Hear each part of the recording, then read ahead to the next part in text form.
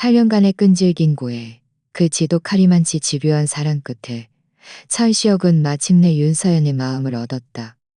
햇살처럼 눈부신 그녀의 미소는 그의 세상 전부였다. 결혼 후 3년, 그들의 부부 생활은 겉으로 보기에 더할 나위 없이 화목했다. 차 안에서든, 사무실에서든, 사무실에서든, 옷방에서든, 사무실에서든, 옷방에서든, 심지어 교회에 달라고 요구했다. 참명했는지, 심지어 교회의 한적한 곳에서든 윤서연은 언제나 그의 욕망에 맞춰주었다. 매번 격정적인 순간이 지나고 나면 아마 천장이 가까울지도 모른다. 오늘도 윤서연은 사무실로 찾아왔다. 긴 치마를 입었지만 속옷은 입지 않은 채였다. 천시혁이 어찌 그녀의 유혹을 뿌리칠 수 있었겠는가. 그는 즉시 그녀에게 홀려 가슴이 벅차올랐다. 사무실 책상 위에 서류들이 흩어지고 두 사람의 거친 숨소리는 마침내 고요해졌다. 윤서연은 곧장 일어서지고 그녀의 유연한 몸은 여전히 남자를 미치게 만드는 곡선을 유지하고 있었다. 그녀는 곡선을 유지하고 있었다. 긍정의 대답을 듣고 나서야 그녀는 몸을 일으켰다. 윤서연의 몸에는 빨간 하이힐 외에는 아무것도 걸쳐져 있지 않았다. 그녀는 다시 백지 한 장을 내밀었다. 여보, 천장 채워야지. 천시혁은 어쩔 수 없다는 듯 쓴웃음을 지었다. 이 장난은 아직도 끝나지 않았나? 윤서연은 그 요망한 목소리로 그를 달랬다. 여보, 그럼 서명 안 할 거야? 그럼 천시혁은 그녀에게 할 말을 잃었다. 할게. 네 말이라면 다 들어야지. 윤서연은 교활하게 웃었다. 이건 차용증이야. 천시혁은 순간 멍해졌다. 그가 채 반응하기도 전에 그녀의 붉은 입술이 그의 귓가에 닿았다. 네가 나를 그렇게 많이 안았으니 이건 네가 나에게 평생 갚아야 할 차용증이지. 천시혁은 그제야 정신을 차렸다. 서연아, 우리 이미 결혼했잖아. 내 평생은 이미 네 것이 아니었어. 윤서연은 그저 웃을 뿐이었다. 맞다. 며칠 전에 짐 정리하다가 고등학교 교복을 찾았어. 생각해보니 아직 교복 입고 나랑 뜨거운 시간을 보내본 적 없잖아. 그녀는 그의 귓가에 바싹 다가서서 살며시 숨결을 불어넣었다. 남자들은 그렇게 하면 엄청 흥분한다던데. 내일 한번 해볼까. 귓가를 간지럽히는 여인의 향기에 천시혁은 자신의 몸이 다시 반응하는 것을 느꼈다. 정말 넌. 그는 여인의 턱을 잡고 이를 악물었다. 요망한 계집, 내 아내. 천시혁은 고등학교 때 윤서연을 처음 만났고 첫눈에 반했다. 그는 그녀를 꼬박 8년간 쫓아다녔고 풋풋한 소녀가 성숙한 여인으로 성장하는 모습을 지켜봤다. 윤서연이 단팥죽이 먹고 싶다고 하자 천시혁은 포구를 뚫고 온 동네를 헤매박늦게 그녀의 집 앞에 가져다 주었다.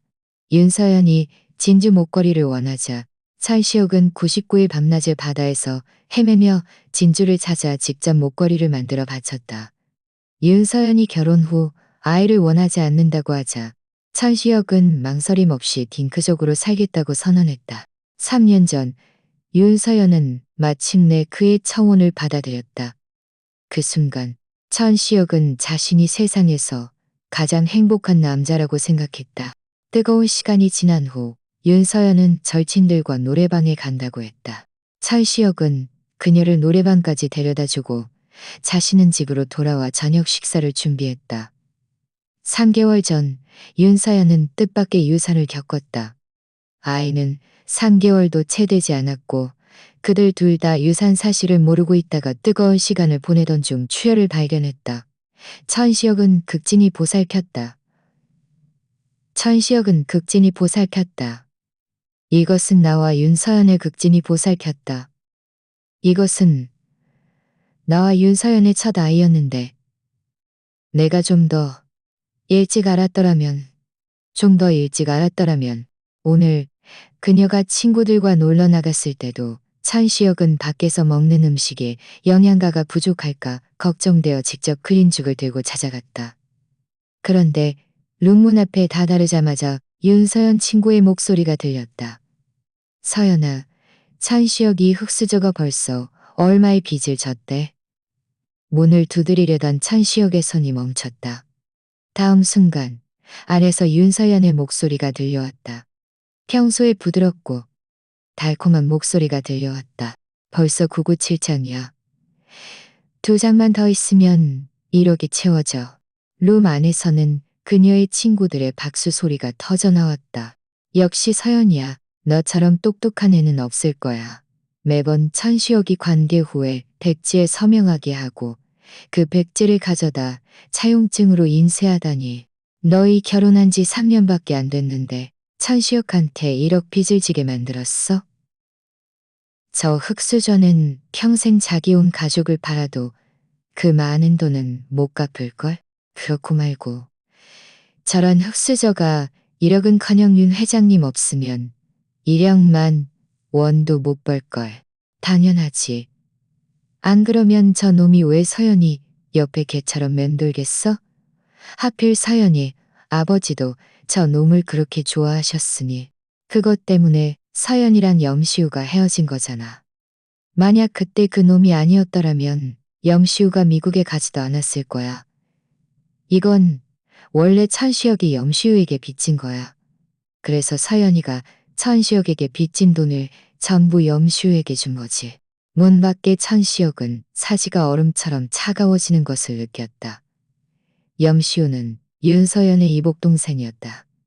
당시 염시우의 어머니가 윤 회장님과 재혼하면서 염시우도 윤씨 집안으로 들어왔다.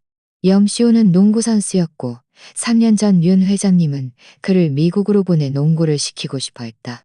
천시혁이 적극적으로 나서서 NBA에 진출할 수 있도록 도왔다. 천시혁은 줄곧 그들이 명목상의 남매일 뿐이라고 생각했고 3년 전 자신이 염시우의 꿈을 이뤄주는 데 도움을 주었다고 여겼다. 그러나 그들 둘이 사적으로 이런 관계일 줄은 몰랐다. 윤서연이 이 때문에 자신을 증오했을 줄은 더더욱 몰랐다. 수년간의 결혼 생활, 수많은 황홀했던 순간들이 모두 그녀의 계산이었던가. 이를 악문 잇몸에서 피맛이 감돌았다. 천시혁은 윤서연 친구의 목소리가 다시 들려오는 것을 들었다. 서연아, 이제 천시혁이 빚도 얼추 다 졌으니 언제쯤 빚쟁이들을 집에 들릴 생각이야? 루마는 잠시 침묵에 잠겼다가 윤서연의 목소리가 들려왔다. 사흘 뒤, 루만의 여자들이 경악했다. 사흘 뒤? 그거 너랑 천시혁의 결혼 3주년 기념일 아니야?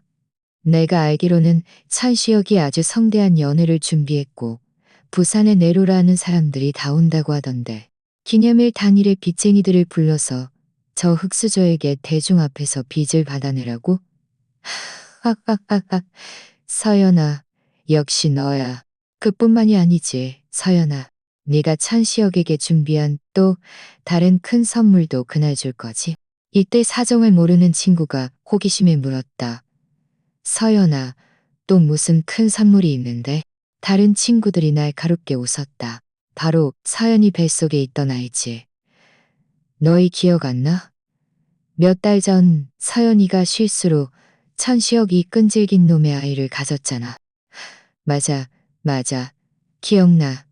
서연이가 그때 엄청 화내면서 죽어도 천시혁의 더러운 씨앗은 품지 않겠다고 바로 병원에 가서 지워버렸다고 했잖아. 맞아. 천시혁은 서연이가 뜻밖의 유산을 한 줄 알겠지만 꿈에도 생각 못할걸. 우리 서연이가 직접 아기를 지워버렸다는 걸. 하하하하하. 그뿐만이 아니야. 서연이는 죽은 태아를 금고에 보관해뒀다가 그때 천시혁 앞에서 개 먹이로 던져버릴 생각이라고 했어. 세상에 자기 핏덩이가 개에게 먹히는 걸 보면 천시혁은 미쳐버리겠지. 룸 안에서는 여자들의 귀에 거슬리는 웃음소리가 울려 퍼졌다. 천시혁은 마침내 버티지 못하고 들고 있던 보온병을 바닥에 떨어뜨렸다. 뜨거운 죽이 튀어 천시혁의 손은 새빨갛게 익었다. 그는 줄곧 자신과 윤서연이 다양한 방식으로 사랑을 나누었지만 그녀는 늘 부드러웠다고 생각했다.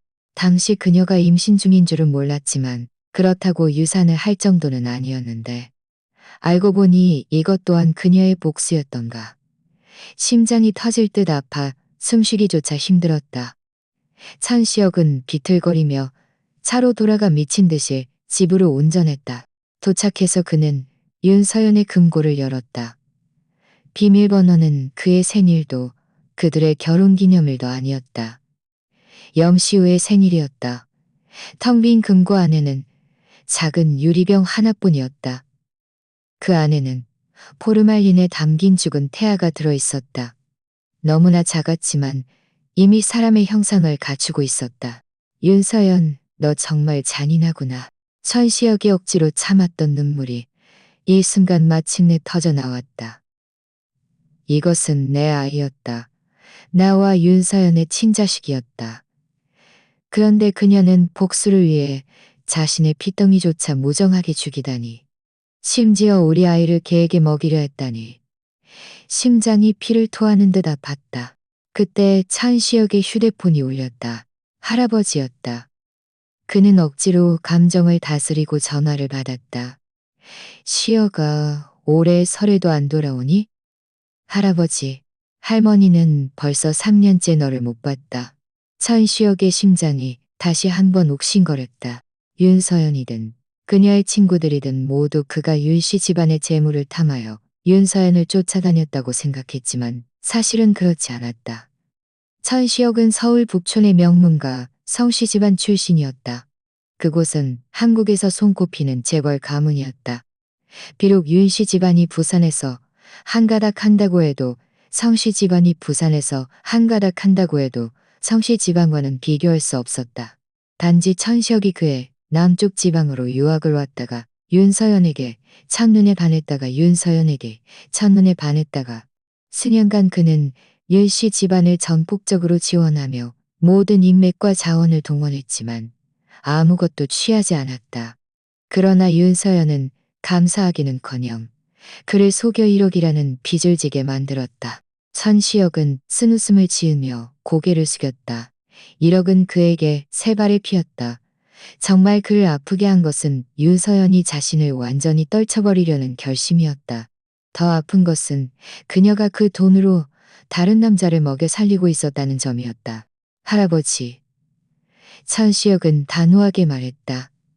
사흘 뒤 저는 서울로 돌아갈 것이고 다시는 떠나지 않을 겁니다. 정말이냐? 전화기 너머의 노인은 놀라움과 기쁨을 감추지 못했다. 그럼 네 아내는? 그 아이도 같이 올 거냐? 윤서연을 생각하자 천시혁의 가슴에는 또다시 격렬한 통증이 밀려왔다. 아니요. 그는 나지막이 말했다. 저와 그 아이는 이제 아무 관계도 아닙니다. 전화를 끊은 후 천시혁은 변호사에게 연락하여 이혼 합의서 작성을 준비했다. 그는 조심스럽게 금고에서 태아를 꺼내 부산에서 가장 좋은 묘지에 안장했다. 그리고 서명한 이혼 합의서를 금고에 다시 넣어두었다. 사흘 뒤 그와 윤서연의 결혼기념일이 되면 윤서연이 금고를 열었을 때 그 이혼 합의서를 발견할 것이다. 그때쯤 그는 이미 서울로 향하는 비행기에 몸을 싣고 있을 것이다. 그 후로 그들은 각자의 길을 갈 것이고 다시는 얽히지 않을 것이다. 깊은 밤 윤서연은 그를 안고는 곧장 잠이 들었다. 다음 날 점심 아래층으로 내려왔을 때 천시혁은 이미 식사 중이었다. 그녀는 식탁에 앉고 나서야 뭔가 빠진 것을 뒤늦게 깨달았다. 요염한 목소리로 물었다. 시혁아, 오늘은 나한테 죽 안 끓여줬어? 예전 같으면 그녀의 이런 애교에 천시혁은 심장이라도 꺼내줄 듯 했지만 지금은 그저 담담하게 말했다. 잊었어. 윤서연은 순간 멈칫하더니 이내 코웃음을 쳤다. 뭐야? 몇 달이나 참더니 벌써 포기했어? 그나저나 누가 그렇게 거칠게 굴어서 우리 아기가 사라졌는지 모르겠네. 천시혁은 자신도 모르게 젓가락을 꽉 쥐었다. 3개월 전 유산 이후로 윤서연은 늘 이런 식으로 말하며 그에게 극심한 죄책감을 안겨주었다. 그러나 이제 그는 그 아이가 사실 그녀 스스로 지은 것이라는 것을 알았다. 윤서연, 너. 천시혁은 참을 수 없어 막 입을 열려는데 텔레비전 뉴스 소리가 그를 가로막았다. 우리나라 농구선수 염시우가 귀국했습니다. 한국인으로서 NBA 최연소 선수인 그는 오늘 오후의 친선 경기에 큰 관심을 모으고 있습니다. 천시혁의 말은 멈췄다. 그는 고개를 들어 화면 속 익숙한 인물을 바라보았다. 잠시 멈칫하더니 말했다. 오늘 오후에 네 동생 경기가 있는데 보러 갈 거야? 윤서연의 눈에 흥분 기색이 스쳤지만 이내 평정을 되찾았다. 뭘 봐? 걘 내 친동생도 아니잖아. 비록 그렇게 말했지만 천시혁은 그녀가 황급히 밥을 먹고 나가는 것을 보았다. 그녀의 차에 달린 내비게이션은 경기장을 가리키고 있었다. 천시혁의 입가에 비웃음이 걸렸다. 그도 경기장으로 향했다. 당시 염시우를 NBA에 진출시키기 위해 그는 수많은 농구 프로젝트에 투자했다. 오늘도 스폰서 자격으로 참석할 예정이었다. 그런데 경기장 백스테이지에 도착하자마자 그는 익숙한 목소리를 들었다. 누나가 끓여준 죽 정말 맛있다. 이렇게 맛있는 죽은 처음 먹어봐. 천시혁의 발걸음이 갑자기 멈췄다. 그는 고개를 들어 문틈으로 휴게실 안에 염시우와 윤서연을 엿보았다. 염시우 앞의 보온병은 이미 절반 이상 비워져 있었다. 그는 윤서연의 팔을 잡고 아이처럼 애교를 부렸다. 누나 죽 너무 좋아. 앞으로 매일 끓여줄 수 있어? 윤서연은 그를 내려다보며 천시욱이 단 한 번도 본 적 없는 다정함이 서린 눈빛을 보냈다. 이 죽, 나 밤새도록 끓인 거야. 손도 다 데었어. 문 밖에 선 천시욱의 손이 자신도 모르게 꽉 쥐어졌다. 그들이 11년을 알고 지냈고 3년을 결혼 생활을 했지만 윤서연은 그를 위해 요리하기는커녕 과일 한 조각도 깎아준 적이 없었다. 한편으로는 윤서연이 원치 않았고 다른 한편으로는 천시혁이 그녀를 아끼는 마음에서였다. 그는 늘 자신의 작은 공주님의 손은 아름다움을 5만 가지 감정으로 뒤섞였다. 그는 늘 자신의 작은 공주님의 손은 아름다움을 유지하는 데 쓰여야지. 어떤 험한 일도 그저는 안 된다고 말했다. 문 안에 염시우가 이미 입을 열었다. 오늘 경기 만만치 않아. 만약 내가 이기면 누나는 나한테 뭘 해줄 거야? 윤서연은 잠시 멈칫했다. 뭘 해줄까? 나는. 염시우가 갑자기 웃더니 윤서연의 귓가에 바싹 다가서서 속삭였다. 윤서연의 얼굴은 순간 붉어졌다. 뭐? 그녀는 부끄러워 말을 잇지 못하고 염시우를 살짝 때렸다. 화난 척했지만 이내 입을 열었다. 만약 네가 경기에서 이겨서 MVP를 받으면 그런 사진 보여줄게. 천시혁은 염시우가 윤서연에게 어떤 사진을 찍어달라고 했는지 몰랐지만 그것은 더 이상 중요하지 않았다. 그는 문틈으로 보이는 여인의 얼굴을 바라보았다. 그 소녀 같은 수줍음은 그가 그녀를 알아온 수년간 단 한 번도 본 적 없는 것이었다. 숨이 막힐 듯한 고통에 천시혁은 마침내 버티지 못하고 돌아서서 떠났다. 천시혁은 집에 돌아오자마자 머리가 어지럽고 몸살이 날 것 같았다. 약을 먹고 누웠지만 한밤중에 갑자기 몸이 무거워지는 것을 느꼈다. 눈을 뜨자 윤서연이 보였다. 그녀는 어젯밤 말했던 대로 고등학교 교복을 갈아입고 있었다. 원래는 섹시하고 성숙한 여인이었지만 이 순간은 그들이 처음 만났을 때의 소녀처럼 순수하고 아름다워 보였다. 그런데 하필 이 순수한 몸이 지금 그의 다리 위에 앉아 있었다.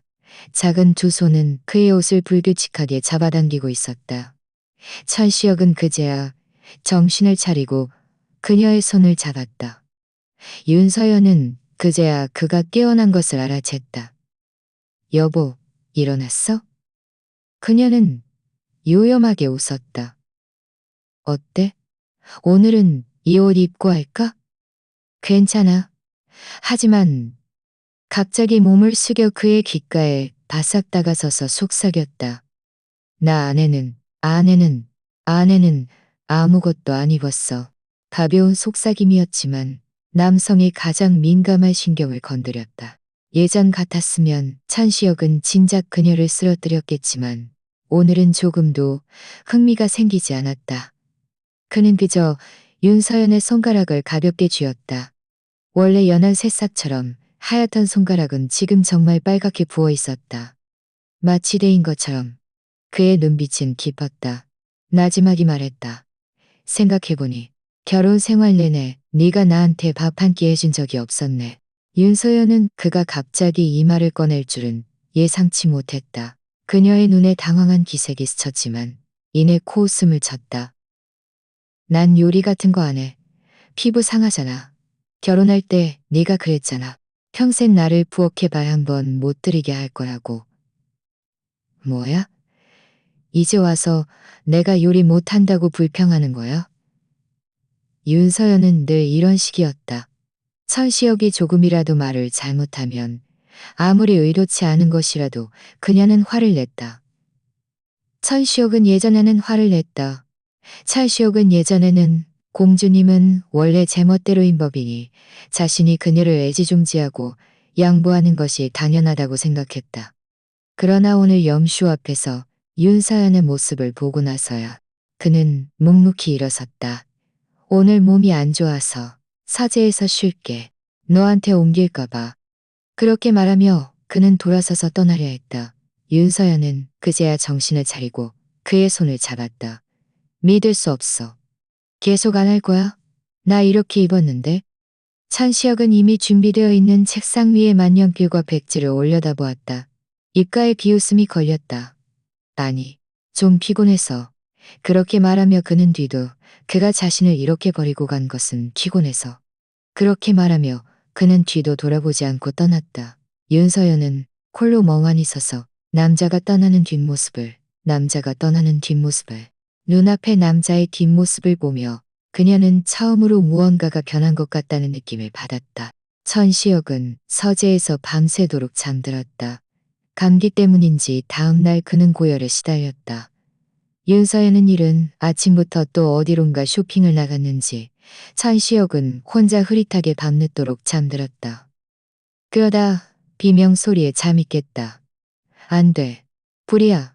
저택에 불이 났어. 천시혁은 깜짝 놀라 깨어났다. 눈앞은 이미 불바다였다. 뜨거운 열기가 덮쳐왔다. 그는 흐릿한 몸을 지탱하며 서둘러 도망치려 했지만 막 일어서는 순간 옆에 옷잔이 갑자기 쾅 소리를 내며 무겁게 쓰러졌다. 공교롭게도 그의 다리를 덮쳤다. 극심한 통증이 밀려오며 남자는 바닥에 쓰러졌다. 다시 일어서려 했지만 전혀 움직일 수 없었다. 짙은 연기 속에서 천시혁은 의식을 잃어갈 때 갑자기 귓가에 익숙한 목소리가 들려왔다. 시혁아, 어디 있어? 천시혁. 천시혁은 자신의 청각에 문제가 생긴 것이 아닌가 의심했다. 그는 믿을 수 없다는 듯 고개를 들었다. 날씬한 그림자 하나가 급히 뛰어들어오는 것이 보였다. 윤서연이었다. 그녀의 얼굴은 원래 하였지만 지금은 연기 그을음으로 엉망진창이었다. 평소 윤기나던 그녀의 긴 머리카락도 한쪽이 타버렸다. 그러나 그녀는 전혀 신경 쓰지 않는 듯 급히 달려와 천시혁의 다리를 덮친 무거운 옷장을 밀어내려 했다. 그러나 옷장은 너무 무거웠다. 그녀는 온 힘을 다해 얼굴이 새빨개지도록 밀었지만 그제야 천시혁은 꿈에서 깨어난 듯 말했다. 너는 못 밀어. 어서 가. 여기서 빨리 벗어나. 윤서연은 그제야 고개를 들고 비명을 질렀다. 안 가. 너를 구해내지 못하면 절대 안 가. 천시혁은 멍해졌다. 믿을 수 없다는 듯 윤서연이 계속해서 필사적으로 옷장을 미는 것을 바라보았다. 그의 마음은 오만 가지 감정으로 뒤섞였다. 왜? 그녀는 나에게 복수하려 한 것 아닌가? 다른 남자를 사랑하고 있지 않았나? 그런데 왜 목숨을 걸고 나를 구하려 한단 말인가? 천시혁이 다시 눈을 떴을 때 그는 이미 병원 침대에 누워 있었다. 여전히 온몸에 힘이 없었지만 그는 옆에 간호사를 붙잡고 물었다. 나와 함께 온 그 여자는 어떻게 됐습니까? 간호사가 대답했다. 그분은 당신보다 먼저 깨어나셨고 지금 아래층 병실에 계십니다. 친구분들도 많이 찾아오셨어요. 잠시만 기다리세요. 찬시혁은 다른 것은 신경 쓸 겨를도 없이 휠체어에 앉아 스스로 휠체어를 밀어 아래층으로 내려왔다. 윤서연의 병실 문 앞에 다다랐을 때 막 문을 열려던 그는 뜻밖에도 그녀 친구의 목소리를 들었다. 서연아, 이게 어떻게 된 일이야? 불을 질러 천시혁을 하간신불구로 만들기로 했잖아. 왜 마지막 순간에 마음을 바꿨어? 천시혁의 손은 문고리 위에서 갑자기 굳어 움직이지 않았다. 윤서연의 친구는 계속해서 수다를 떨었다. 네가 그랬잖아. 천시혁의 하반신을 남겨두는 건 빚을 지게 만들려는 거라고. 빚을 충분히 지게 만들려고 했잖아. 빚을 충분히 지게 만들려고 했잖아. 그래서 내가 애써 불을 질렀잖아. 그 옷잔에도 일부러 손을 써뒀고 그 옷잔에도 일부러 손을 써뒀고 문 밖의 천시혁의 얼굴은 순간 창백해졌다. 알고 보니 오늘의 화제는 모두 윤서연이 계획한 것이었다. 그녀는 심지어 그를 불구로 만들려고 했다니.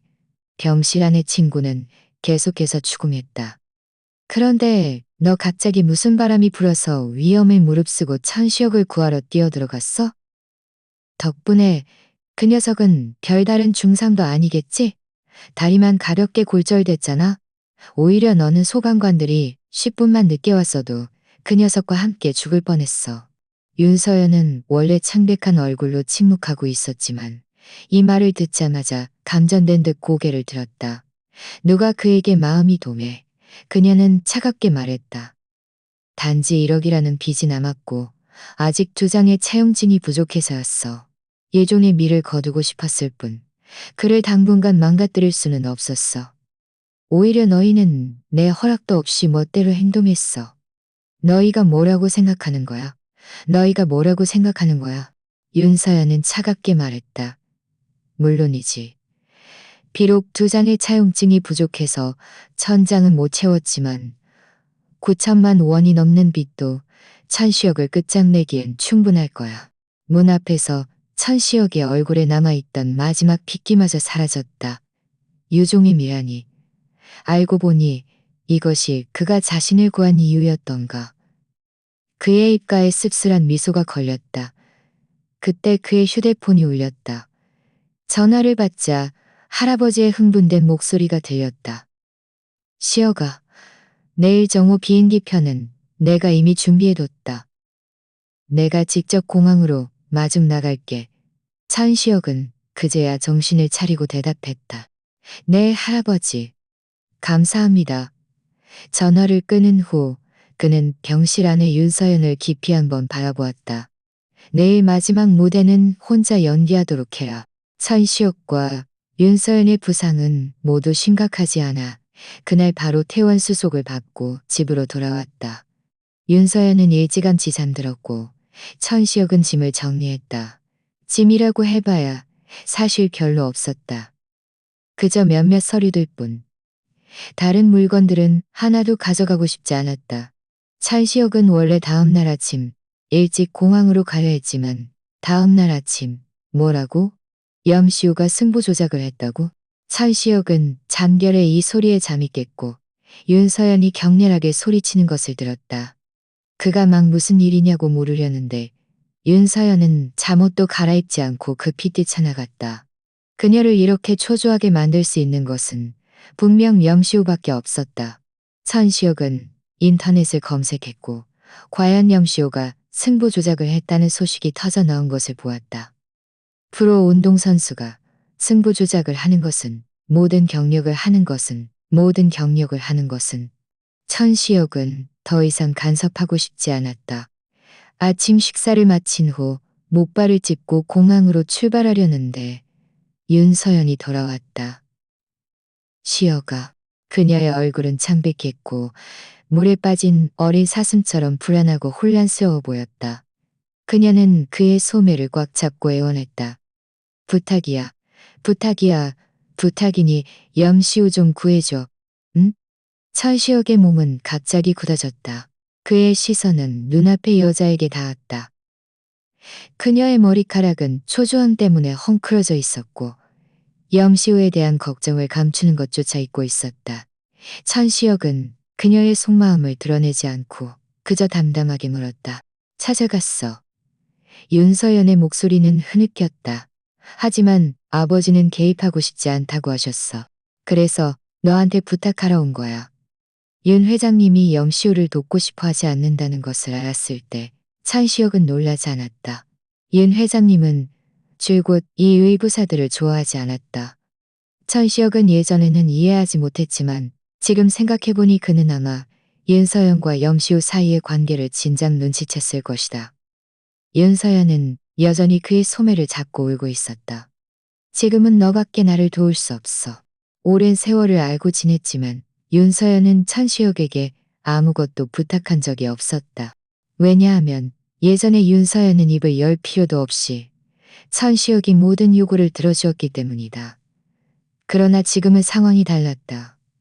천시혁은 무표정하게 말했다.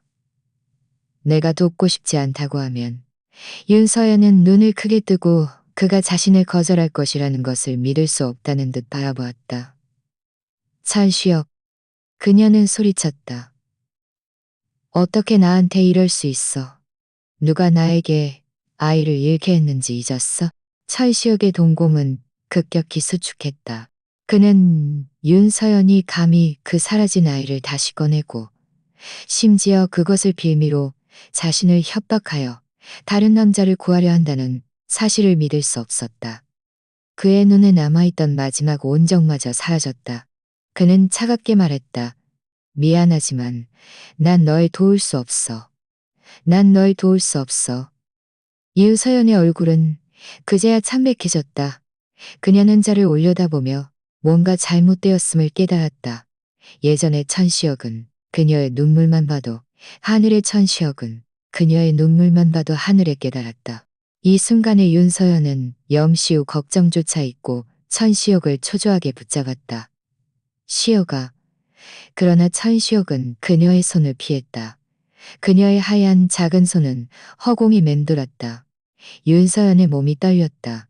전례 없는 상실감과 무시당했다는 수치심에 그녀는 순간 이성을 잃었다. 좋아. 너희 모두 날 돕지 않는다면 그녀는 통제불능 상태로 울부짖었다. 내가 직접 방법을 찾아낼 거야. 천시혁은 짐을 정리하고 차를 몰아 공항으로 향했다. 그런데 윤서연 친구의 전화가 걸려왔다. 안 돼. 천시혁. 서연이한테 사고가 났어. 윤서연의 친구는 더듬거리며 모든 상황을 설명했다. 상황은 이랬다. 윤서연이 직접 몇몇 농구계의 거물급 투자자들을 찾아가 영시우를 도와달라고 부탁했다. 그 불순한 의도를 품은 노인들은 그녀를 한 호텔로 데려갔다. 전화기 너머에서는 눈물이 비 오듯 쏟아졌다. 서연이 괜찮을까? 빨리 가서 구해줘. 천시혁은 원래 개입하고 싶지 않았다. 그러나 윤서연의 아버지를 생각했다. 윤서연이 자신에게 어떻게 대했든 윤 회장님은 그를 진심으로 아끼고 신뢰했다. 윤 회장님을 위해서라도 그는 방관할 수 없었다. 그래서 그는 운전사에게 차를 돌려 윤서연 친구가 말한 호텔로 향하게 했다. 그가 룸문 앞에 다다르자마자 남자들의 느끼한 웃음소리가 들렸다. 자, 윤양, 계속 벗어봐. 네가 그랬잖아. 우리가 영시우를 도와주면 우리 마음대로 해도 된다고. 맞아. 우리가 아주 너그럽게 굴고 있는 거야. 한 명씩 시중 들라고 안 하고 그냥 스트릿 댄스나 취하고 한 건데 너무한 건 아니지? 천시혁의 분노가 머리끝까지 치솟았다. 그는 문을 맹렬히 밀어 열었고 숨이 막힐 듯한 광경을 목격했다. 그가 한때 깊이 사랑했던 윤서연, 그가 한때 애지중지했던 공주님은 지금 무대 위에서 슬립 실크 잠옷 한 장만 걸치고 있었다. 그녀는 떨리는 몸으로 무대 위에 서 있었고 무대 아래의 10여 명의 노인들은 박수를 치며 휴대폰으로 촬영하고 있었다. 그들의 음탕한 시선과 카메라 아래에서 그녀는 떨리는 손으로 잠옷을 벗으려 했다. 어깨끈이 미끄러져 내리는 순간 그만. 주변 사람들은 그제야 혼비백산했다. 성전무님, 오해하지 마십시오. 저희는 윤 양을 고의로 모욕하려 한 것이 아닙니다. 그녀가 직접 제안한 것입니다. 맞습니다. 맞습니다. 맞습니다. 윤 회장님께는 제발 말씀하지 말아 주십시오. 천시혁은 아무것도 듣지 않았다. 그는 무대 위로 올라가 떨리는 손으로 자신의 재킷을 벗어 윤서연의 몸에 걸쳐 주었다. 그녀 자신도 모르게 안도의 한숨을 쉬었다. 가장 큰 의지처를 찾은 듯 그녀는 온몸의 긴장을 풀고 천시혁의 옷을 꽉 붙잡았다. 알았어. 말이 끝나기 무섭게 그녀의 속눈썹이 떨리더니 기절했다. 천시혁은 윤서연을 병원으로 데려다 준 후 다시 호텔로 돌아가 그들에게 따지려 했다. 그러나 룸문 앞에 다다랐을 때 문틈으로 영시우의 모습이 보이는 것을 뜻밖에도 보았다. 천시혁은 발걸음을 멈췄다. 문 안에서는 그 음탕한 노인들이 크게 웃고 있었다. 영시우, 너 정말 대단하다. 윤씨 집안의 귀한 따님이 너 때문에 대중 앞에서 스트립 댄스를 추고 암캐처럼 비굴하게 굴었다니. 영시우는 개의치 않는 듯 웃었다. 너희는 아직 그녀의 더 비굴한 모습은 못 봤지? 다른 사람들은 한바탕 야유를 퍼부었지만 어떤 사람은 호기심에 물었다. 그런데 영시우, 너 윤서연과 결혼해서 명실상부하게 윤씨 집안 재산을 물려받고 싶어 하지 않았어? 그런데 왜 그녀를 이렇게 괴롭히는 거야?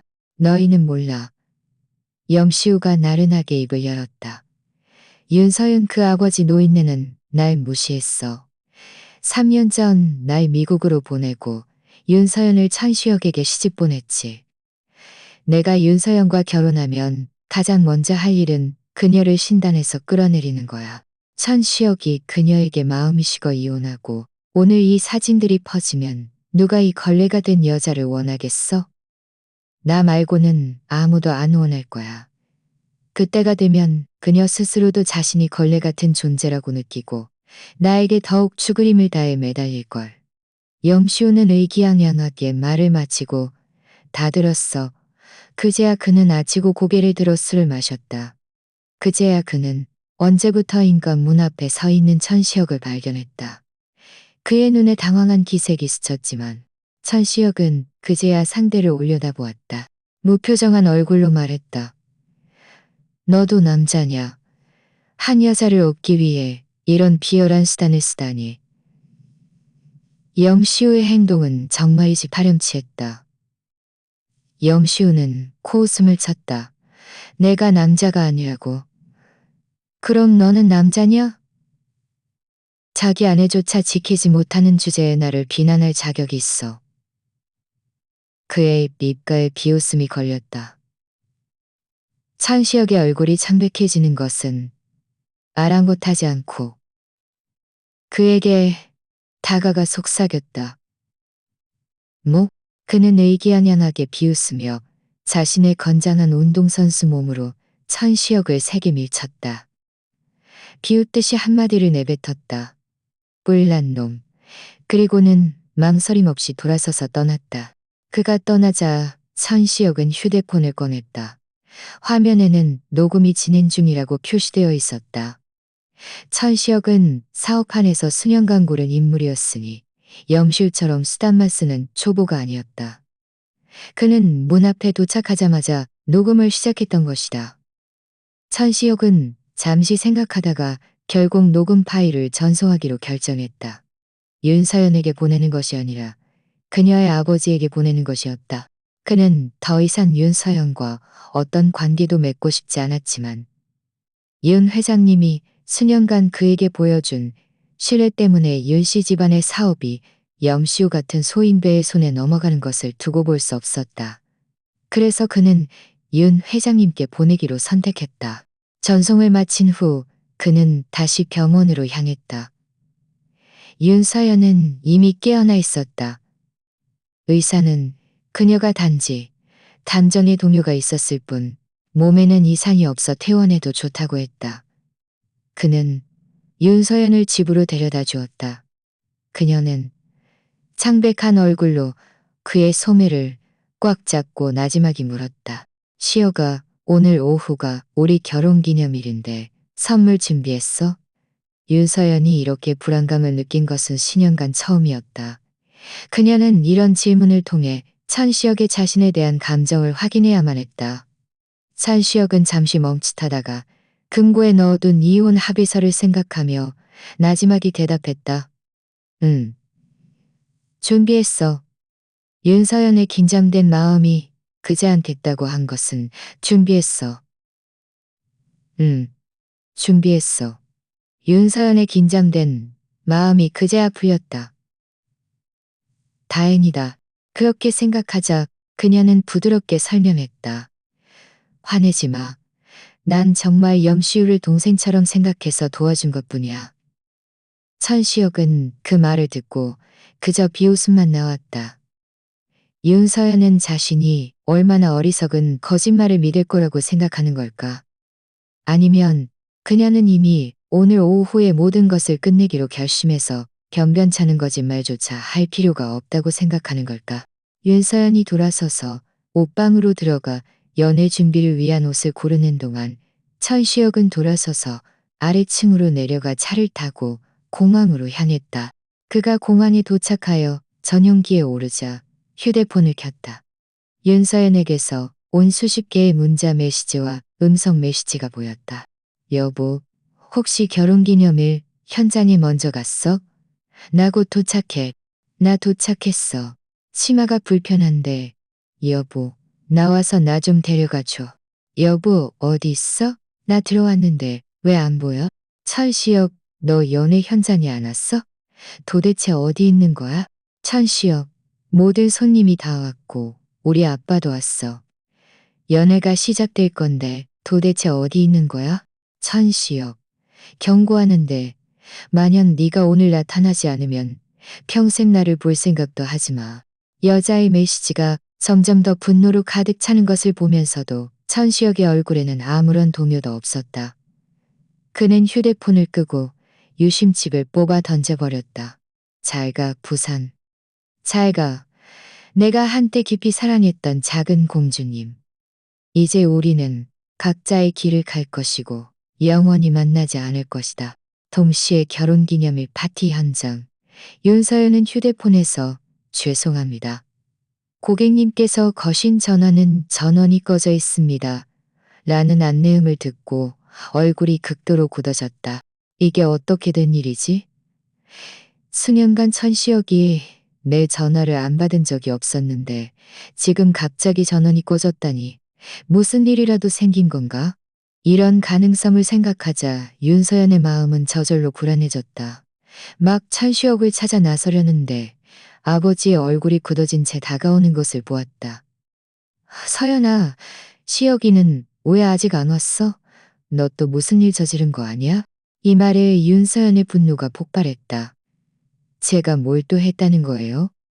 아빠, 도대체 제가 아빠 친딸이에요. 아니면 천시혁이 아빠 친아들이에요? 왜 늘 그 사람 편만 드는 거예요?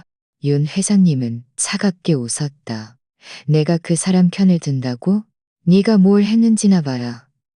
염시우 때문에 그런 춤을 추어 다니다니. 나 좀 걱정시키지 마라. 윤서연의 얼굴은 즉시 창백해졌다. 아빠, 어떻게 아셨어요?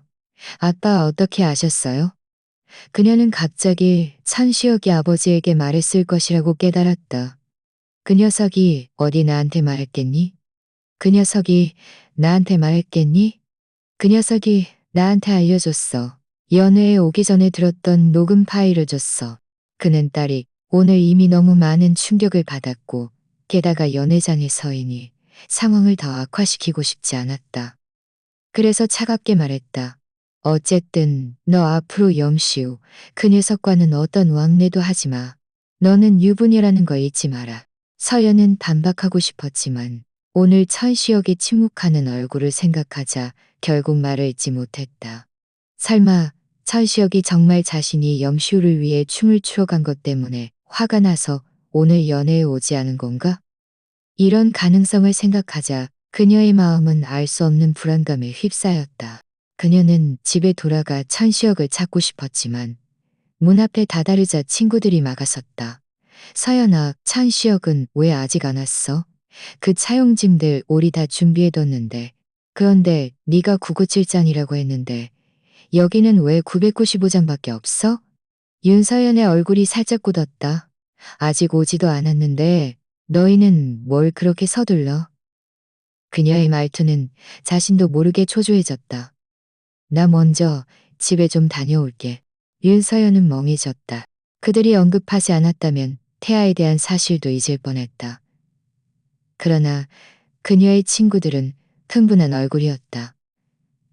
나도 같이 갈래. 나 오늘 특별히 우리 강아지를 데려왔어. 천시혁 앞에서 그 잡종을 먹게 하려고. 그렇게 말하며 그들은 윤서연의 팔을 잡고 그녀가 입을 열 틈도 주지 않고 입을 열 틈도 주지 않고. 그러나 집에 도착하자 천시혁의 모습은 보이지 않았을 뿐만 아니라 금고를 열자 태아도 사라지고 없었다. 천시혁이 너랑 이혼한대. 바로 그 순간 천시혁의 비행기는 서울에 도착했다. 비행기에서 내리자마자 그는 할아버지와 할머니 그리고 고모를 보았다. 성씨 집안 사람들이 거의 다 모여 있었다. 천시혁의 할머니가 그의 손을 꽉 잡고 떨리는 목소리로 말했다. 시혁아, 드디어 돌아오지 못했다. 정말 내가 돌아오는 걸 기다리지 못할까봐 걱정했다. 천시혁의 마음이 옥신거렸다. 수년간 윤서연이 서울에 오기를 원치 않았고 그 또한 윤서연이 서울에 오기를 원치 않았고 그는 한때 이것이 사랑을 위한 것이라고 생각했지만 지금 보니 그는 어릴 때부터 자신을 키워준 노인들을 배신한 것 같았다. 할머니, 죄송합니다. 그는 나지막이 말했다. 앞으로는 어디에도 안 가고 영원히 할머니 곁에 있을게요. 부산에서는 윤서연이 이혼 합의서를 들고 멍하니 서 있었다. 그녀의 친구들은 옆에서 끊임없이 불평했다. 천시혁 이 여자 등쳐먹는 놈이 감히 서연이랑 이혼을 해? 머리가 어떻게 된 거 아니야? 맞아. 저런 대릴 사위가 어떻게 감히 이럴 수 있어? 설마 금고 안에 태아를 본 건가? 태아를 봤다고 해도 서연이가 지은 건 줄은 모를걸. 내 생각엔 그가 일부러 문제를 일으키는 것 같아. 윤서연은 그제야 고개를 들었다. 일부러 문제를 일으킨다고? 맞아. 친구는 개의치 않는 듯 말했다. 영시우가 돌아온 후 네가 너무 그를 중요하게 생각했잖아. 천시혁은 비록 여자 등쳐먹는 놈이지만 그도 남자야. 질투하는 것도 당연한 일이지. 그래서 그가 일부러 이렇게 하는 건 이관임한 일이지. 윤서연은 약간 멍했다. 정말이야? 틀림없이 그럴 거야. 천시혁은 널 위해서라면 목숨도 버릴 수 있는 사람인데 어떻게 감히 너와 이혼하겠어? 윤서연은 그제야 지난 날을 떠올렸다. 예전에 그가 바다에서 폭풍이 같았을 때 천시혁은 모든 것을 무릅쓰고 바다에 뛰어들어 그녀를 구했다. 게다가 수년간 그의 새삼이는 오직 그녀뿐이었다. 그녀가 북쪽 지방을 쉬어한다고 하자 서울 사람인 그녀가 산에서 일출을 보고 싶어 했다. 그녀가 사람인 그는 수년간 집에 한 번도 돌아가지 않았다. 그녀가 요리 잘하는 남자를 좋아한다고 하자 원래 요리할 줄 모르던 그는 기어이 요리를 배웠다. 이제 와서 생각해보니 윤서연은 천시혁이 자신에게 얼마나 헌신적이었는지 깨달았다. 8년간의 구애, 3년간의 결혼 생활. 천시혁의 11년은 온통 그녀의 그림자로 가득했고 그녀의 11년 또한 천시혁의 그림자로 가득했다. 윤서연은 갑자기 일어섰다. 친구가 물었다. 서연아 어디가? 어디가? 천시혁을 만나러 갈 거야. 그녀가 막문을 나서려는데 휴대폰이 울렸다. 전화를 받자 윤 회장님의 분노에 찬 목소리가 들려왔다. 윤서연, 너 미쳤니? 윤서연은 황급히 연회장으로 돌아왔지만 뜻밖에도 스크린에 비치는 화면에 얼굴이 순간 창백해졌다. 스크린에는 그녀의 영상이 재생되고 있었다. 영상 속에서 그녀는 카메라를 향해 떨리는 손으로 잠옷을 벗으려 하는 듯했다. 비록 결국 옷을 벗으려 하는 듯했다. 비록 결국 옷을 벗지는 않았지만 영상의 갑작스러운 중단은 현장에 있던 사람들에게 무한한 상상력을 안겨주었다. 현장은 즉시 혼란에 빠졌다. 정말 윤서연이 평소에는 그렇게 거만하더니 사적으로는 이렇게 천박할 줄은 몰랐네. 목소리를 들어보니 현장에는 남자들도 꽤 많았던 것 같아. 찬시혁이 오늘 기념일 연회에 안 온 것도 혹시 이 영상을 본 거 아니야? 맞아. 대릴 사이라고 해도 누가 머리에 뿔이 나는 걸 참겠어? 나라면 나도 이혼할 거야. 빨리 봐. 윤서연이 왔어. 수많은 비웃음 소리가 그녀에게 쏟아졌다. 윤서연의 얼굴은 창백했다. 그녀는 어릴 때부터 유복한 환경에서 자랐고 이런 수모를 당해본 적이 없었다. 게다가 찬시혁을 만난 후로는 찬시혁이 그녀를 보물처럼 아끼고 조심스럽게 보살펴 주었다. 그러나 지금 그녀를 보호해주던 기사는 더 이상 없었다. 윤서연은 심장이 찢어지는 듯 아팠다. 이 순간에야 그녀는 자신이 이미 자신도 모르게 찬시혁에게 의존하고 있었다는 것을 깨달았다. 연애는 혼란 속에서 끝났다. 윤 회장님은 윤서연을 곧장 집으로 데려가 서재에 가두고 나가지 못하게 했다. 그러나 한밤중에 염시우가 찾아왔다. 그는 창문으로 기어들어와 눈을 반짝이며 말했다. 누나, 내가 뭘 가져왔는지 봐. 윤서연은 고개를 숙여보았다. 햄버거였다. 염시우는 의기양양하게 웃었다. 누나, 예전에 좋아한다고 하지 않았어? 내가 특별히 사온 거야. 윤서연은 잠시 무슨 말을 해야 할지 몰랐다. 예전에 그가 미국에 있는 염시우를 찾아갔을 때, 염시우는 매번 그녀를 농구장 옆 패스트푸드점으로 데려갔다. 그러나 지금 눈앞에 식어버린 햄버거를 보며 그녀는 갑자기 천시혁을 떠올렸다. 천시혁은 매번 그녀에게 가장 좋은 것을 주었다.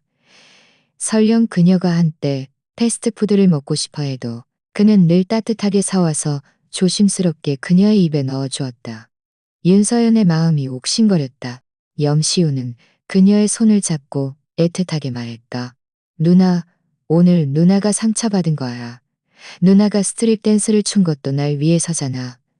그러니 내가 꼭 누나에게 책임을 질게. 어차피 이제 매형도 너랑 이혼했으니 우리 다시 함께 할까? 이것은 염시우의 계획이었다.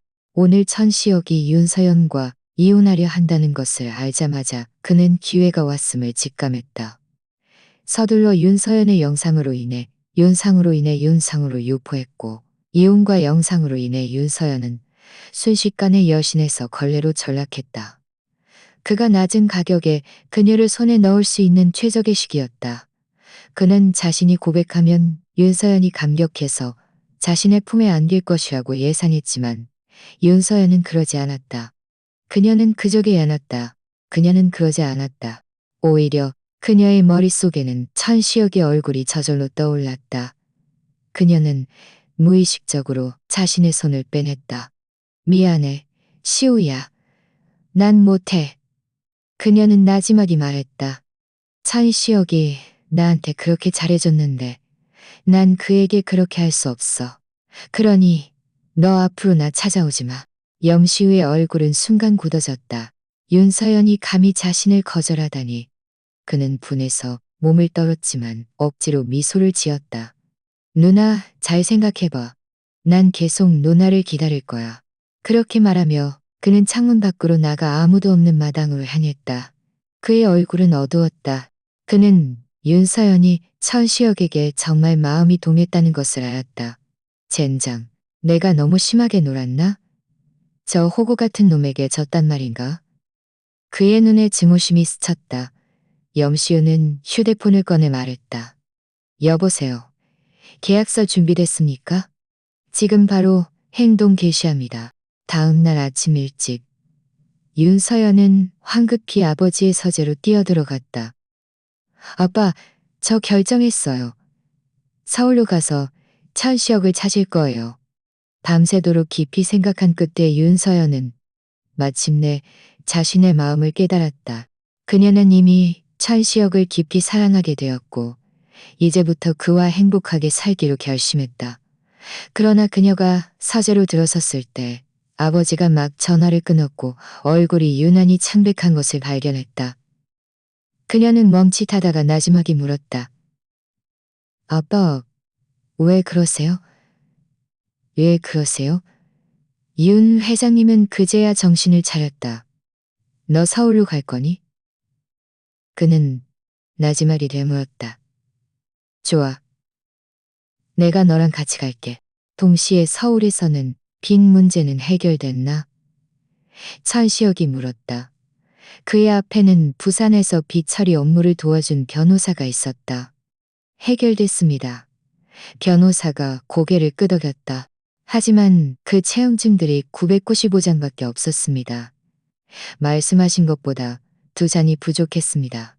그는 이전에 윤서연과 그녀의 친구들이 이야기할 때 997장을 서명했다고 들었는데 어떻게 2잔이 부족할 수 있지?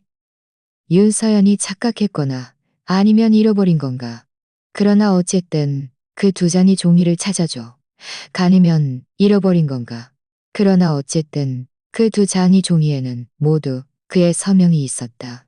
변호사가 떠난 후 성씨 집안의 노인이 들어왔다. 시어가 할아버지가 연회를 열어서 너를 모두에게 소개할 생각이다. 할아버지, 제가 이런 자리를 싫어하는 거 아시잖아요. 노인은 코웃음을 쳤다. 네가 싫어하는 거 안다. 네가 싫어하는 거 안다. 예전에는 네 마음대로 하게 뒀지만 네가 너무 겸손해서 모두가 네가 우리 성씨 찌다라는 걸 모르잖아. 네가 부산에서 수년간 어떻게 당했는지나 봐라. 할아버지가 화를 내려는 것을 보고 그는 반박하지 않고 결국 고개를 끄덕였다. 그럼 할아버지 뜻대로 하시죠. 사흘 뒤 성씨 집안 저택 앞에 검은색 고급 세단이 멈춰섰다. 윤서연은 눈살을 찌푸리며 아버지에게 물었다. 아빠, 성씨 집안 연회에 절 왜 데려오신 거예요? 전 아직 시어기를 찾아야 한다고요. 윤서연과 아버지는 서울에 온 지 며칠 되었지만 그녀는 줄곧 천시혁을 찾지 못했다. 그녀는 줄곧 천시혁을 찾지 못했다. 그녀는 초조해 있었는데 아버지가 그녀를 성씨 집안 연회에 데려왔다. 윤 회장님은 담담하게 말했다. 어쩌면 시혁이가 여기 있을 수도 있지. 윤서연은 참지 못했다. 어떻게 그럴 수 있어요? 성씨 집안이 초대하는 사람들은 다 명문가 사람들이잖아요. 윤 회장님은 그녀를 담담하게 한 번 바라보았다. 너 정말 시혁이처럼 뛰어난 재능을 가진 사람이 평범한 집안 출신이라고 생각하니? 윤서연은 멍해졌다. 윤 회장님은 이미 차에서 내렸다. 윤서연은 연회장으로 들어서자 익숙한 얼굴들이 사방에 가득한 것을 발견했다. 부산의 친구들도 심지어 염시우까지 모두 와 있었다. 과연 이번 성씨 집안의 연회는 규모가 컸고 전국에 내로라 하는 사람들이 거의 모두 초대되었다. 윤서연의 친구가 윤서연을 보자마자 급히 그녀를 끌어당겨 속닥거렸다. 서연아, 들었어? 오늘 성씨 집안 후계자를 공식적으로 소개한대. 할아버지의 유일한 손자래. 할아버지의 유일한 손자래. 라고 외치는 소리를 들었다. 할아버지 아들이 일찍 돌아가셔서 지금은 딸 하나랑 손자 하나만 남았대. 손자가 가장 큰 후계자지. 그녀는 고개를 들어 화려한 옷을 입은 중년 여성이 들어오는 것을 보았다. 그러나 그 여자의 옆에 있는 사람을 보자 윤서연의 얼굴은 창백해졌다. 동시에 그녀의 친구들도 그 사람을 알아보고 경악했다. 천시에 그가 왜 여기 있어? 그가 왜 여기 있어?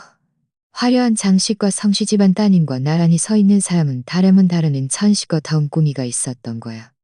그래서 서연이랑 그렇게 단호하지. 이게 어떻게 된 일이야. 천시역 정말 여자 등쳐먹는 곳이네. 이 밥 다 먹고 나면 바로 다음 밥으로 갈아타는군. 그런데 이 밥은 갈수록 값비싸지네.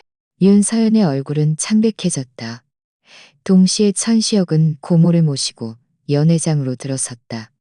고모는 곧 타장을 고치러 갔고 그는 연애 진행 상황을 둘러보려 했다. 그런데 막 돌아서는 순간 와르르 얼굴에 와인 한 잔이 쏟아졌다. 그가 고개를 들자 윤서연과 그녀의 친구들이 보였다. 윤서연의 친구가 한 짓이었다. 피식. 친구는 비웃었다. 피식 갈수록 출세하네. 윤씨 집안 돈 훔친 것도 모자라. 이제 성씨 집안 따님까지 꼬셔서 제비 노릇을 해? 너 염치도 없어? 천시혁은 그제야 그들이 자신을 오해하고 있다는 것을 깨달았다. 그는 무표정하게 그들과 다투고 싶지 않아 돌아서서 떠나려 했지만 염시우가 그를 가로막았다. 매형, 뭘 그렇게 서둘러가. 그는 비웃었다. 그는 비웃었다. 성씨 집안 따님이 너를 찾았어? 그래. 여자들은 나이가 들면 욕망이 강해지지. 염시우가 자신의 고모를 모욕하는 말을 듣자 천시혁의 얼굴은 마침내 굳어졌다. 입 닥쳐. 네가 저지른 짓인데 왜 다른 사람이 말하는 걸 두려워해? 염시우는 눈썹을 치켜 올렸다. 아니면 네가 성씨 집안 따님만 시중든 게 아니야? 설마 성씨 집안 노인까지 시중 들었나? 그 모녀를 하나씩. 천시혁은 마침내 참을 수 없어 염시우의 옷깃을 잡았다. 바로 그때 이게 무슨 짓들이냐. 위험 있고 노소리가 울려 퍼졌다. 주변은 즉시 조용해졌다. 사람들이 길을 터졌다. 주변은 즉시 조용해졌다. 매형, 저는 단지 형님께 사람을 속이지 말라고 충고했을 뿐인데 왜 이렇게 폭력을 휘두르세요? 윤서연의 친구들도 정신을 차리고 성씨 노인에게 아첨하듯 말했다. 성 노인자님, 성따님, 저희는 이 천시혁이라는 사람을 압니다. 그는 사기꾼입니다. 그는 부산에서 윤씨 집안으로부터 1억을 사취했습니다. 이제 또 성씨 집안을 노리고 있습니다. 두 분께서는 절대로 속지 마십시오. 성씨 노인은 그제야 차갑게 그들을 훑어보았다. 너희는 천시혁이 우리 돈을 속여 빼앗으려 한다고 말하는 거냐? 맞습니다. 그렇게 말하며 그들은 의기양양하게 천시혁을 한번 바라보았다. 얼굴에는 고소한 표정이 가득했다.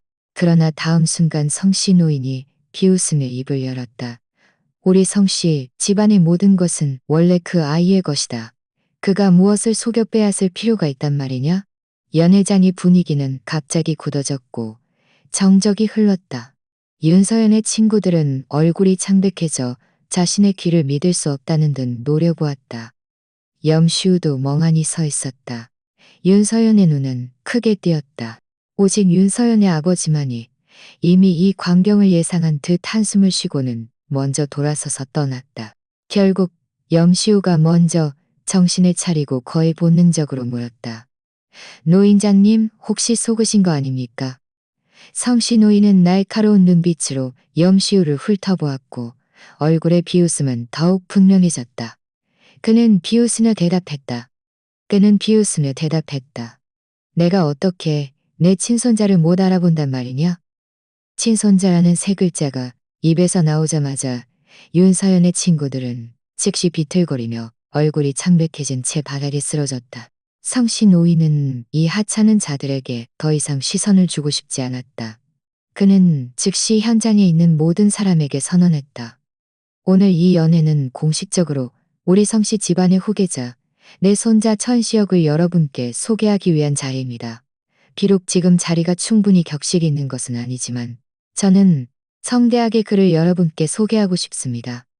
저는 성대하게 그를 여러분께 소개하고 싶습니다. 저는 나이가 많아 성씨, 집안의 모든 기업은 앞으로 내 손자가 관리할 것입니다.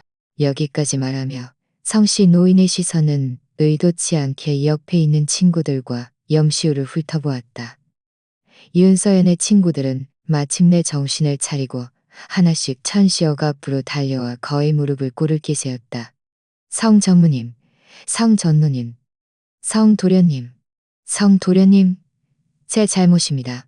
제가 정말 눈에 뵈는 게 없었습니다. 부디 너그러이 용서해 주십시오. 저 같은 하찮은 인간과 다투지 마십시오. 맞아요. 맞아요. 저희는 정말 일부러 성전무님을 뒷맞아요. 이 여자들은 정말이지 이기적이었다. 결정적인 순간에 망설임 없이 윤서연을 팔아넘겼다. 그러나 윤서연은 얼굴이 창백했다. 그녀는 천시혁을 처음 보는 사람처럼 믿을 수 없다는 듯 바라보았다. 넋이 나간 듯 자신을 변호하지 않았다. 그녀의 친구들은 이미 두려움에 떨며 자신의 뺨을 때리기 시작했다. 때리면서 자신을 욕했다. 이 주둥아리 방정 맞은 년아. 이 주둥아리 방정 맞은 년아. 혼란 속에서 염시우의 얼굴은 극도로 어두웠다. 그는 꽉 쥔 주먹을 부들부들 떨었다. 그는 꿈에도 천시혁이 성씨 집안의 후계자일 줄은 생각 못했다. 자신이 이전에 천시혁에게 저지른 짓을 생각하자 그의 몸은 저절로 떨렸다. 그가 저지른 일들은 윤서연 친구들의 일보다 훨씬 심각했다. 아무리 뺨을 때려도 성씨 집안의 힘은 너무나 커서 그를 사회적으로 매장시키는 것은 물론 그의 목숨을 빼앗는 것도 식은 죽 먹기였다. 그렇게 생각하자 염시우는 왜냐고 묻지 마. 그렇게 생각하자 염시우는 완전히 겁에 질렸다. 그는 혼란을 틈타 사람들을 빠져나가 문 밖으로 향하면서 전화매를 빠져나가. 그는 혼란을 틈타 사람들을 빠져나가. 잠깐. 하지만 떠나기 전에 처리해야 할 일이 하나 더 있어. 염시우는 소리 없이 자리를 떠났다. 한편 윤서연의 친구들은 이미 자신들을 때려 코피가 터지고 멍투성이가 되어 있었다. 그러나 천시혁은 그들에게 눈길조차 주지 않았다. 그는 용서한다는 말도 그만하라는 말도 없이 그저 담담하게 말했다.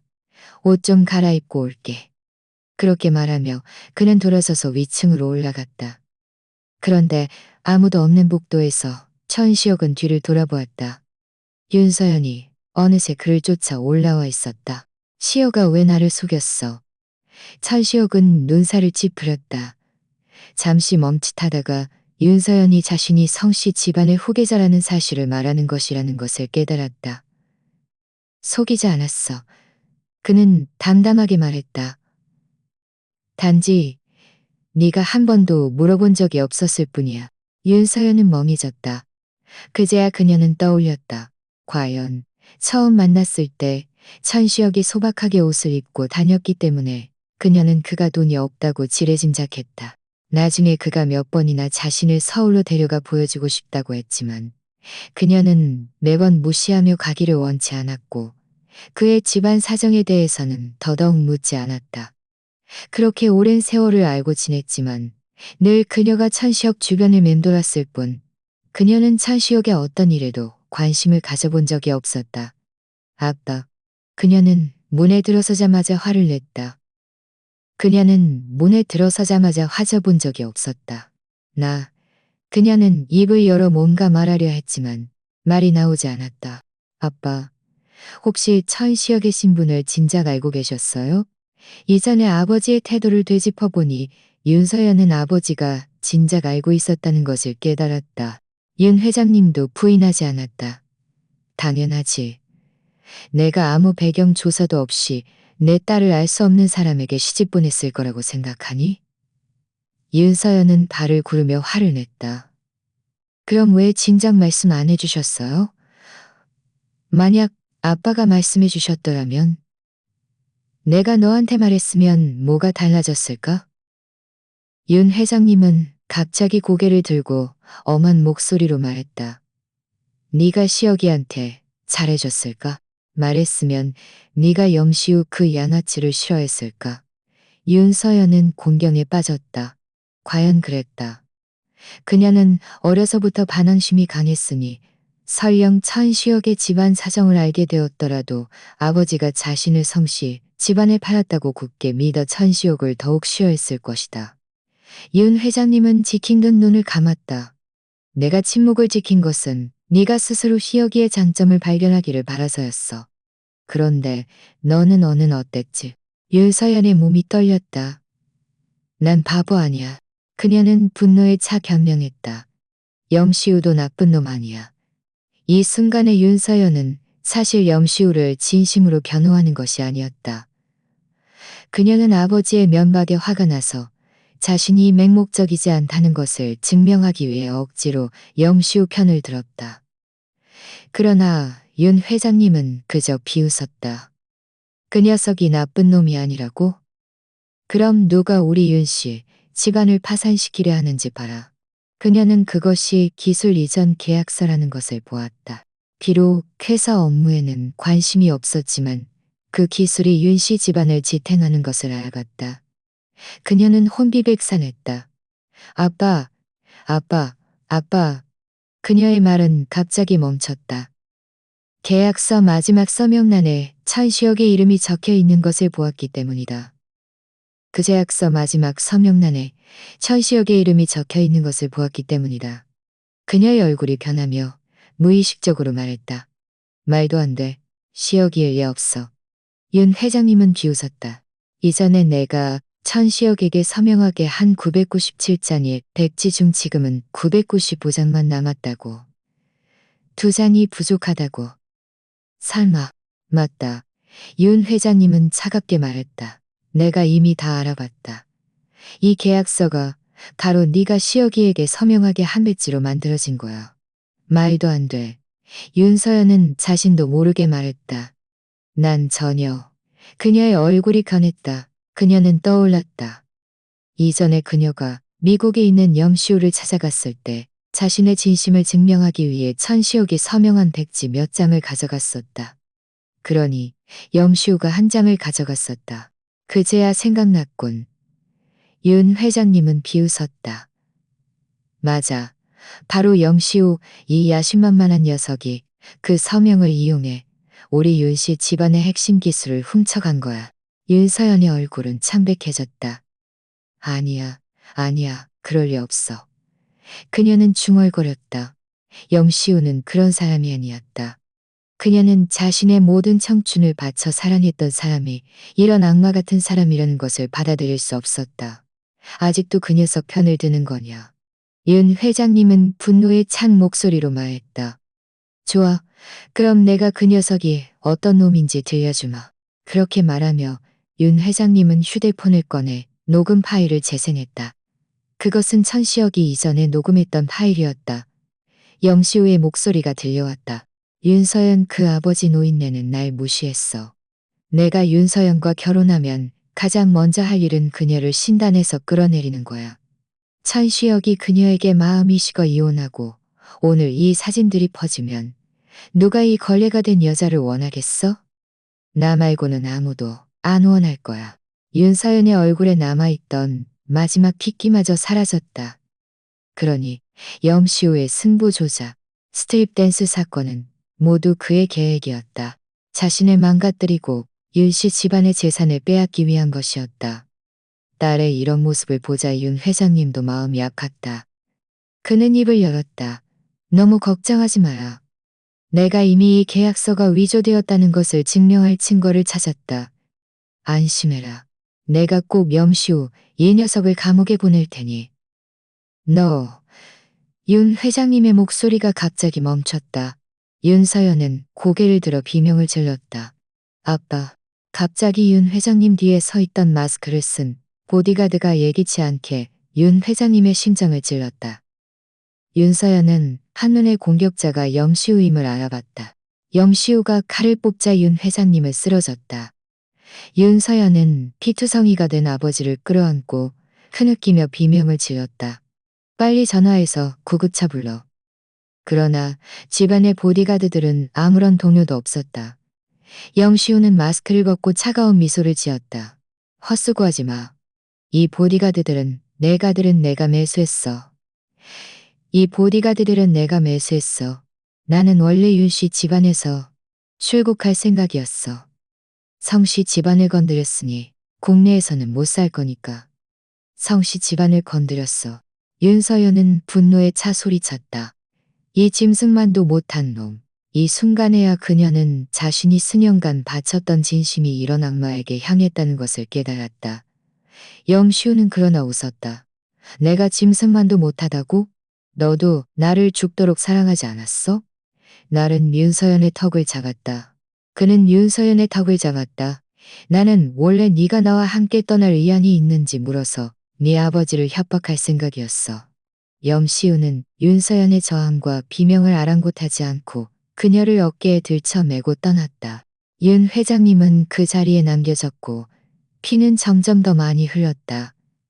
그는 절망적으로 딸이 끌려가는 것을 보며 마지막 힘을 다해 천시혁에게 전화를 걸었다. 천시혁이 호텔에 도착했을 때 윤 회장님은 마지막 숨을 몰아쉬고 있었다. 윤 회장님이 피투성이가 된 것을 보자 천시혁의 얼굴은 크게 변했다. 즉시 사람을 시켜 구급차를 부르게 했지만 윤 회장님은 그의 손을 꽉 잡았다. 시혁아, 내가 너를 부른 건 단지 한 가지 부탁을 하고 싶어서다. 서연이가 염시우에게 끌려갔다. 천시혁은 멍해졌다. 윤 회장님은 계속해서 힘겹게 말했다. 내가 안다. 서연이가 너에게 미안한 짓을 많이 했다.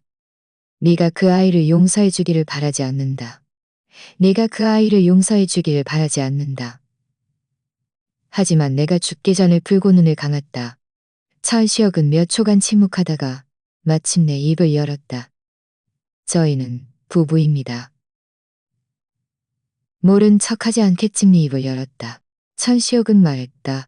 알겠습니다. 그날부터 그는 윤서연을 찾아 헤맸다. 그가 여전히 윤서연에게 감정이 있어서가 아니었다.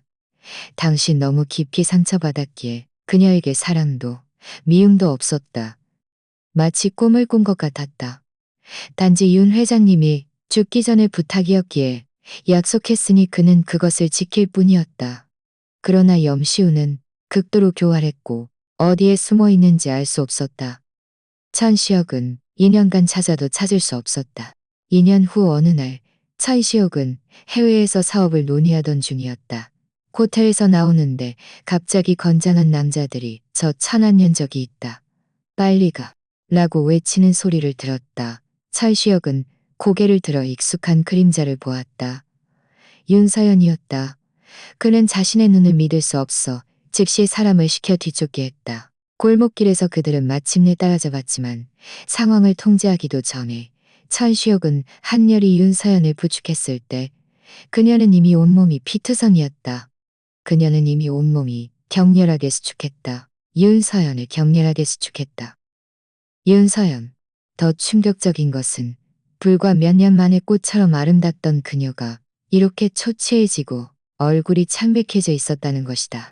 천시혁을 본 그 순간에야 그녀의 눈에 한 줄기 빛이 스쳤다.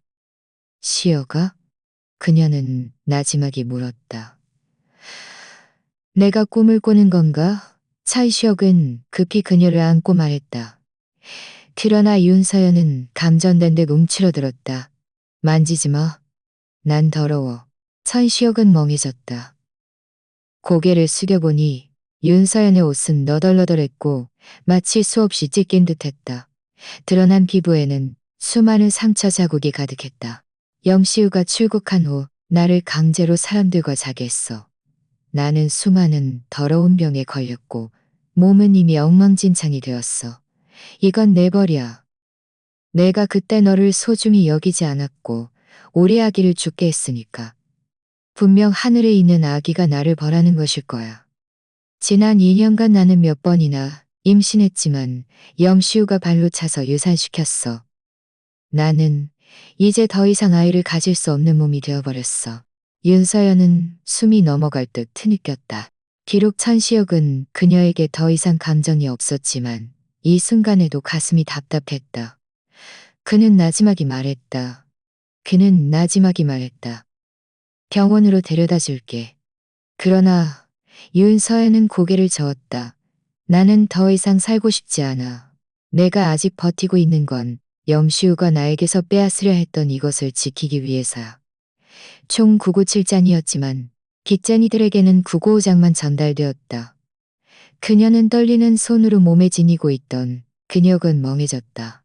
나머지 2장 중 1장은 염시우가 윤씨 집안의 핵심 기술을 이전하는 데 사용했고 나머지 1잔이 여기에 있었던 것이다. 윤서연은 힘겹게 말했다. 염시우는 줄곧 이걸 원했지만 나는 죽어도 그에게 주지 않았어.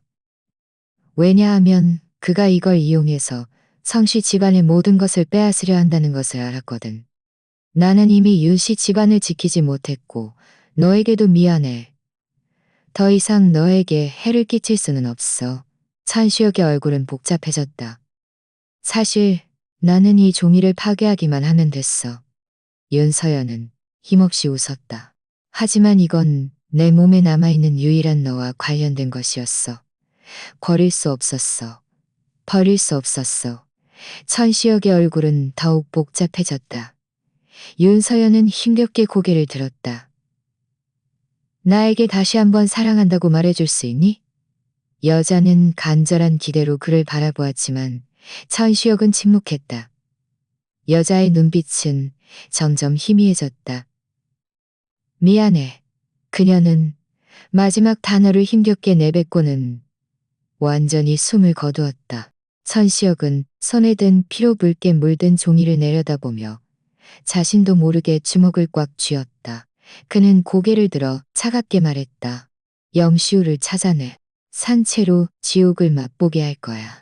한 달 후 천시혁은 마침내 염시우를 찾아냈다. 염시우는 줄곧 고매산에 숨어 있었기에 천시혁이 그를 찾지 못했던 것이다. 그러나 좋은 점은 고매산에서는 어떤 제약도 없다는 것이었다. 천시혁은 낮에는 염시우를 외딴 섬의 격투장으로 보내 날마다 맹수들과 싸우게 했다. 이것으로도 부족했다. 밤에는 염시우를 용병 캠프로 보냈다. 그곳에는 가장 잔인한 용병들이 있었다. 캠프 안엔 연병들이 있었다. 사흘도 채 안 되어 염시우는 견디지 못하고 자살하려 했지만 천시혁이 그를 그렇게 쉽게 죽게 내버려둘 리 없었다. 그는 그에게 죽음보다 더한 고통을 주고 싶었다. 그래서 천시혁은 그를 살려내고 혀를 잘라 자살을 막았다. 또한 24시간 감시하게 하여 그가 살아남아 계속 고통받도록 했다.